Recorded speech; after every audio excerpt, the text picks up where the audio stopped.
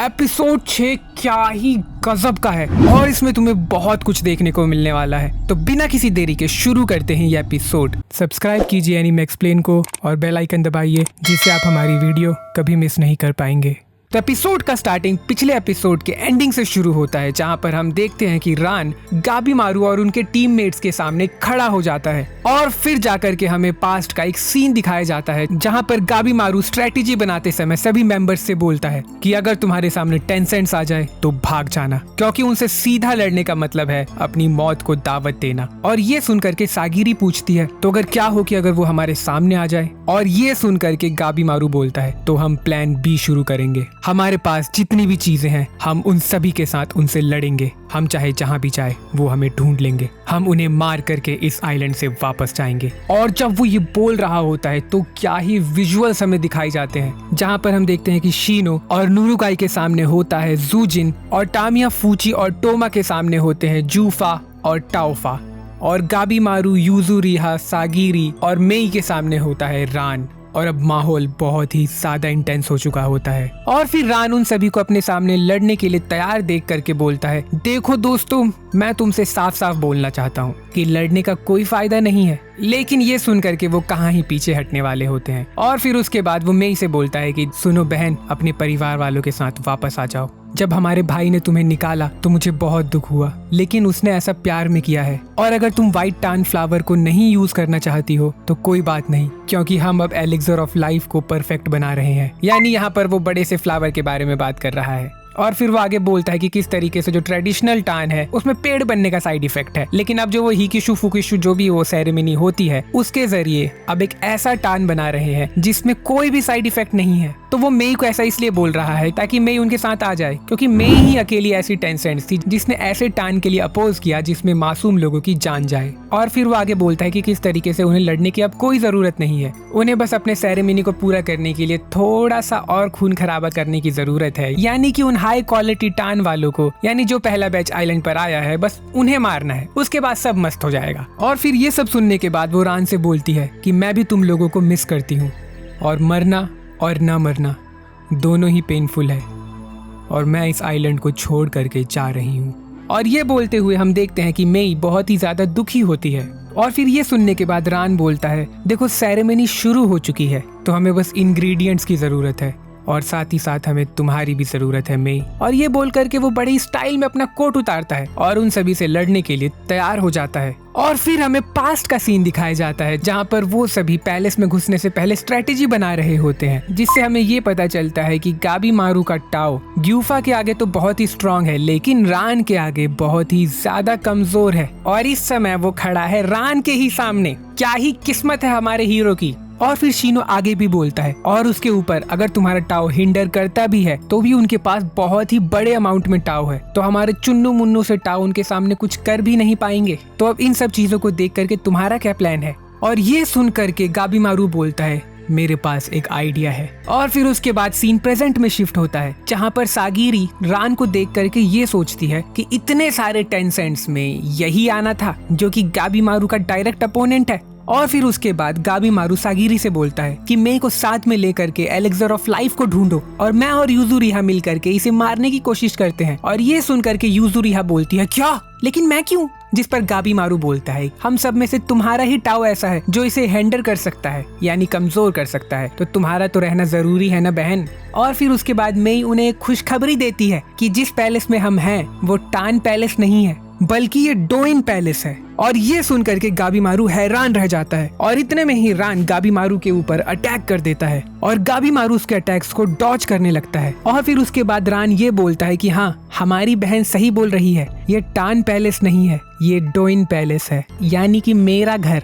और फिर ये सुन करके सागिरी अपने मन में बोलती है कि आखिर ये कैसे हो सकता है, क्योंकि गाबीमारू ने अपने टाओ से ये सेंस किया था कि यहाँ पर एलिक्सर ऑफ लाइफ है, और साथ ही साथ यहाँ पर काफी सारे लोग भी हैं, यानी जो टाओ बनाने के एक्सपेरिमेंट्स के लिए लाए गए थे। तो आखिर वो सब क्या था? और फिर वो उसके बाद बताना शुरू करता है कि किस तरीके से इस आइलैंड पर जितने भी पैलेसेस, क्रिएशंस, जितनी भी मूर्तियां हैं, उन सभी को रान ही संभालता है और वो टाओ मैनिपुलेशन के जरिए उन सभी चीजों के शेप्स को कन्वर्ट कर सकता होता है और इसी कारण से उसने पैलेसेस को आपस में स्विच कर दिया। और रही बात ये कि गाबीमारू ने अपने टाओ से ये सेंस किया था, तो जिसका क्लैरिफिकेशन रान ये देता है कि जो लाशें होती हैं जिनके अंदर से टाओ रिलीज हो रहा होता है वो भी एक तरह से इनएनिमेट ऑब्जेक्ट यानी कि पत्थरों और दीवारों की तरह ही होते हैं, तो उनके भी टाओ को चेंज करना बहुत ही आसान होता है। और इसी तरीके से उन टेंसेंट्स ने उन्हें बहुत ही आसानी से चकमा दे दिया। और फिर ये सुनकर के गाबीमारू उसके ऊपर अटैक करने के लिए बढ़ते हुए यूजुरिहा से बोलता है कि हमें हमारे प्लान पर बने रहना होगा और ये बोल करके वो रान के ऊपर अटैक करना शुरू करता है, जिसे रान बिना कोई एक्स्ट्रा सांस लिए आराम से रोकने लगता है और गाबीमारू से बोलता है, देखो मित्र, तुम अपने इतने पिद्दी से टाओ के साथ मुझे नहीं रोक सकते हो। और जब वो ये बोल ही रहा होता है, इतने में ही यूजुरिहा पीछे से आकर के अपने शूरिकेन को अपने टाओ से चार्ज करती है और उसके ऊपर वो शूरिकेन फेंकती है, लेकिन वो शूरिकेन उसकी बॉडी से रिफ्लेक्ट होकर के जमीन पर गिर जाता है और ये देख करके यूजुरिहा हैरान रह जाती है। और फिर रान उन दोनों को एक बहुत ही प्यारा किक मारता है और दोनों दूर जाकर गिरते हैं और हम देखते हैं कि गाबीमारू और यूजुरिहा बहुत ही ज्यादा थक चुके होते हैं। और गाबीमारू के थकने का मेन रीजन ये होता है कि रान उसका डायरेक्ट हिंडर है, यानी कि रान से लड़ने के कारण गाबीमारू का टाओ बहुत ही ज्यादा जल्दी यूज हो रहा है, जिसके कारण से वो बहुत ही जल्दी थक रहा है। और फिर उसके बाद रान ये बोलना शुरू करता है कि उसने अपने टाओ को एक पतले पतले धागों में कन्वर्ट करके अपनी बॉडी के आसपास लपेट लिया है, जिसके कारण से उसकी बॉडी के आसपास टाओ की एक बहुत मोटी लेयर बन चुकी होती है। और क्योंकि नॉर्मल आर्मर्स में कुछ वीक स्पॉट्स होते हैं, तो जिस कारण से उसका फायदा उठा करके आर्मर के अंदर के आदमी को मारा जा सकता होता है, लेकिन टाओ के साथ ऐसा नहीं है। तो जिस कारण से वो चाहे उसके किसी भी वीक स्पॉट पर अटैक करे, उन्हें सबसे पहले टाओ के लेयर के साथ भिड़ना पड़ेगा। और ये सुन करके तो उन दोनों की सिट्टी पिट्टी गुल हो जाती है। और फिर उसे अजीब सी बातें करते हुए देख करके यूजुरिहा बोलती है, ये अकेला ही सनकी है या सारे टेंसेंट्स ही ऐसे हैं? और फिर गाबीमारू उसके ऊपर अटैक करना शुरू करता है, जिसे रान बहुत ही प्यार से डॉज करने लगता है और रान गाबीमारू को खूब पकड़ पकड़ के धोता है। और ये देख करके सागिरी और यूजुरिहा दोनों हैरान रह जाते हैं। और फिर उसके बाद गाबीमारू खड़ा होता है और बोलता है कि चिंता मत करो, सिचुएशन सब कुछ कंट्रोल में है, मैं तो बस अपने प्लान का ऑब्जर्वेशन कर रहा था और अब मुझे कंफर्मेशन मिल चुकी है। और ये सुन करके यूजुरिहा बोलती है, ओ अच्छा, तो अब समय आ गया है क्या? चलो अच्छा है कि हम अभी तक मरे नहीं हैं। और फिर गाबीमारू रान के ऊपर अटैक करने के लिए बढ़ता है और ये सब सुनकर के रान सोचता है ये सब किस बारे में बात कर रहे हैं। और फिर जब वो गाबीमारू के टाओ को देखता है तो वो पाता है कि उसका टाओ तो अभी भी नॉर्मल ही है, तो आखिर यहाँ चल क्या रहा है। और ये देख करके रान खुशी से बोलता है कि आ जाओ, कुछ भी नहीं बदलेगा। और ये बोल करके वो गाबीमारू को मारने के लिए बढ़ता है और इतने में ही गाबीमारू उसके जबड़े पर एक जबरदस्त घूसा रख के मारता है और रान 5 फीट दूर जा करके गिरता है। और ये देख करके रान हैरान रह जाता है। और यहाँ दूसरी तरफ हम देखते हैं कि रेन आइलैंड पर आए हुए बैच नंबर 1 के सभी लोगों के नाम को एक टेलिस्मैन पर लिख करके चेक कर रहा होता है कि कौन कौन जिंदा है और कौन कौन नहीं। और उन सभी के नामों को कोबी ने रिन को बताया होता है, तो वो एक एक करके सभी के नामों को चेक करता है और ये पता लगाता है कि कौन जिंदा है और कौन मर गया है। तो जो भी मर गया होगा उसका नाम अगरबत्ती से टच करते ही जल जाएगा, लेकिन जो जिंदा है उसका नाम नहीं जलेगा। तो ऐसे करते करते वो ये पता लगाता है कि कौन कौन लोग जिंदा है। और उनके नाम बताते हुए कोबी उन सभी टेंसेंट से ये बोलता है कि देखो, मैंने तुम्हारी मदद कर दी, लेकिन मैं साफ साफ बोलता हूँ कि तुम लोग मेरे भाई को कुछ भी नहीं करोगे। मैं उससे बात करूंगा और अपने साथ मिला लूंगा, समझ गए? और फिर ये सुन करके रिन मान जाता है। और फिर जब वो ये सब काला जादू कर ही रहा होता है तभी सीन शिफ्ट होता है और हम देखते हैं कि शीनो और नूरुगाई के सामने होता है ज़ूजिन, जिसका टाओ है वाटर। और अच्छी बात यह है कि ये दोनों ही यानी कि शीनो और नूरुगाई उसके टाओ को वीक कर सकते होते हैं। और भले ही नूरुगाई ना कर पाए, लेकिन शियोन तो बहुत ही आसानी से कर ही लेगा, इतना तो कॉन्फिडेंस हमें है ही। और फिर हम देखते हैं कि ज़ूजिन उनके ऊपर अटैक करता है। और यहाँ दूसरी तरफ हम देखते हैं कि टामिया, फूची और टोमा के सामने होते हैं टाओफा और जूफा और साथ ही साथ कोबी भी। तो क्योंकि टाओफा के पास वुड एट्रीब्यूट है तो फूची उसे बहुत ही आसानी से हरा सकता होता है, और जूफा का होता है फायर, तो उसे हराने के लिए चाहिए होता है वाटर एट्रीब्यूट, जो कि उन तीनों में से किसी के पास नहीं है। और उनकी इस बदतर हालत में गुड़ पर पर गोबर मिलाने के लिए कोबी अपने भाई यानी टोमा को अपने साथ मिलने को बोलता है। तो अब वो बेचारे 3 से 2 बच जाते हैं और ऊपर से उस पूरे ग्रुप में सिर्फ यही 2 ऐसे हैं जो टाओ को मास्टर करना तो दूर अभी तक समझ ही नहीं पाए हैं कि टाओ असल में होता क्या है। तो इन दोनों के जीतने का चांस तो बहुत ही ज्यादा लो है।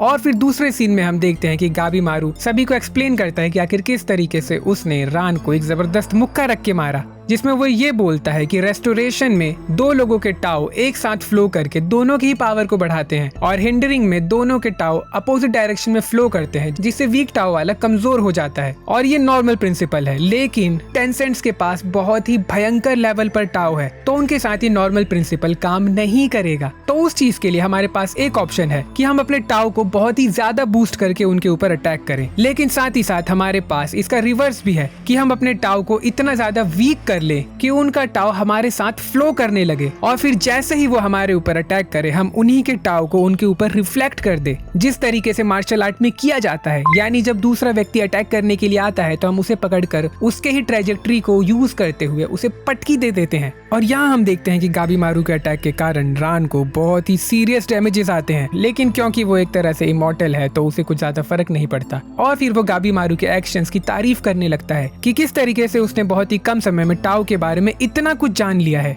और फिर उसके बाद गाबीमारू और रान दोबारा से लड़ना शुरू करते हैं और इसी बीच सागिरी और मेई डोजिन पैलेस से निकलकर टान पैलेस की तरफ बढ़ना शुरू कर देते हैं।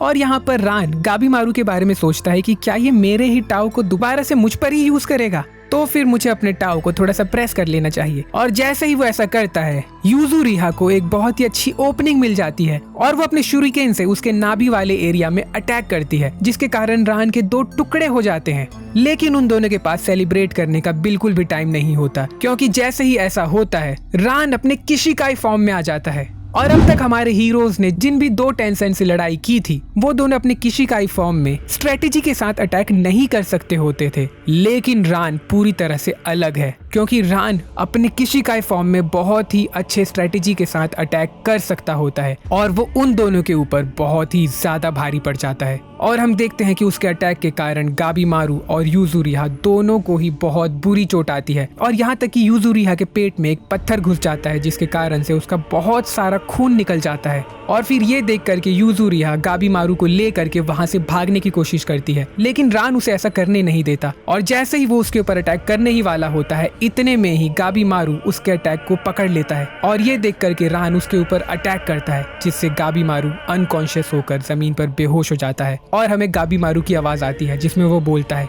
मैं इस आइलैंड से जिंदा वापस जाऊंगा अपनी वाइफ से दोबारा मिलने के लिए। और क्या अब यूजुरिहा और गाबीमारू की भी डेथ होने वाली है? और आखिर हमारे बाकी हीरोज के साथ क्या होगा? क्या वो सब इस सेरेमनी के इंग्रेडिएंट्स बन जाएंगे? ये जानने के लिए देखते रहिए अगला एपिसोड। और तब तक के लिए आई होप तुम्हें अच्छा लगा। तुम इस वीडियो को लाइक कर सकते हो, चैनल को सब्सक्राइब कर सकते हो, शेयर कर सकते हो और मैं मिलता हूँ तुमसे अगली वीडियो में। तब तक के लिए पीस।